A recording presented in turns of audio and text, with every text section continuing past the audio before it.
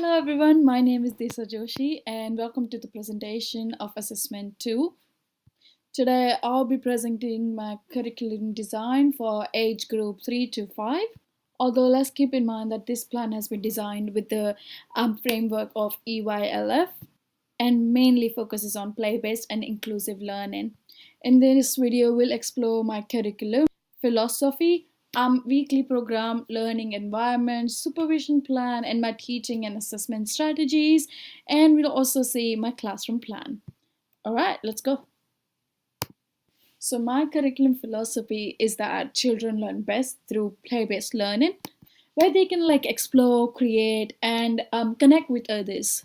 And for this age group, especially from 3 to 5, hands-on experiences are essential to promote curiosity, problem solving, and independence. Secondly, my guiding approach is to provide a balance between structured and unstructured experiences, encouraging children to explore freely while also offering intentional teaching moments to them.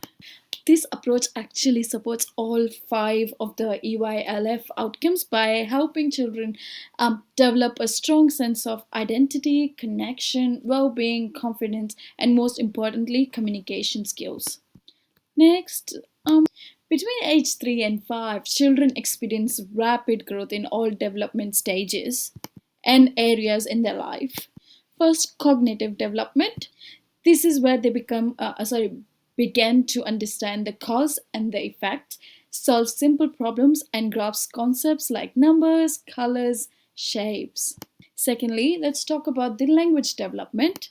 This is really important as well, as this is where children begin to form complex sentences, enjoy storytelling, and begin to understand the concepts properly. Lastly, social emotional development. This is where children learn to build friendships, express emotion, and show their empathy towards each other.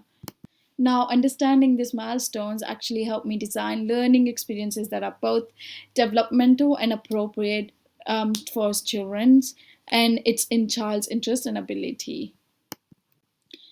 Next, let's look at weekly programs. What is weekly program? My weekly program runs from Monday to Fridays, which helps me understand what we're gonna do for the week. It offers me a clear, unique weekly program so that I know what to do. Let's have a look at my weekly program. So this is where I planned really fun activities for the children for the week. So when you look at the weekly planner, you see from Monday to Friday, morning activities and afternoon activities, different activities that we do throughout the week. As this week's theme is shapes in nature, we would actually try to include that as much as we can throughout the week. As you can see, Monday we're learning about shapes in nature, and then afternoon we're talking about shapes in nature as well during the story time. So mornings begin with circle time, where the weekly theme is introduced. Activities include creative arts using sponges, role play, counting games, and outdoor exploration to find natural shapes, which is very important for children during this age. Midweek, we see children engage in building and construction, cooking activities, and science experiment, such as color mixing and other fun stuff. Afternoon include outdoor play, sensory play, storytelling, and music and movement sessions, ending the week with reflection time where children discuss what they've learned with me. This structure actually allows for consistency and balance and flexibility, ensuring that child's learning needs to be met, and it's been met because we're going through all of the play-based learning and sensory-based learning and exploring all our options. Next, I don't play around with my classroom layout. I took my time to make this so that it's much more visible and I can talk about it nicely. My classroom layout is designed to be safe, engaging, and stimulating for 3 to 5 years old, so that there's pillows as well for safety. This includes reading area, a quiet corner with pillows for comfort and self-regulation, encouraging early literacy and imagination. Arts and crafts section supports fine motor skills and creativity through painting and collage. Building and construction zone encourages problem solving, spatial awareness, and teamwork. Dramatic play corner promotes social development and communication through role play. This setup provides clear boundaries and supervision and movement while also promoting a sense of autonomy and belonging for the children. Next. I feel like supervision is the key part of maintaining safety and well being. My supervision plan follows the National Quality Framework (NQF) ratio of one educator for every 11 children. Educator practice active Educators like me, I practice active supervision by staying alert, scanning the environment, and engaging with children during play. Regular head counts and completed during transition to make sure that every children is accounted for is present. The plan includes daily safety check and all play safe spaces and materials are to be checked daily to ensure that no one's getting hurt. I also adopt an inclusive supervision approach, supporting children with different needs while encouraging safe risk taking and exploration.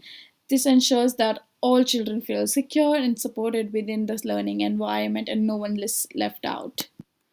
Next, we see teaching strategies. My teaching practices are guided by intentional teaching and scaffolding. Intentional teaching means extending children's interest through questioning, modeling, and conversation. For example, you can say, what could make it stronger? Or what shape is that? And that means they're learning. In scaffolding, development helps children move from what they can do independently to what they can achieve. Finally, play based learning remains central, allowing children to explore, imagine, and create while developing foundational literacy. Next, assessment in early childhood is very reflective. Anecdote records to capture key learning moments, learning stories to narrate each child's growth, and link experiences to EYLF outcomes. I use checklists to monitor development milestones, portfolio to compile work samples. This helps me adapt activities to meet individual needs and extend learning. Next is the references.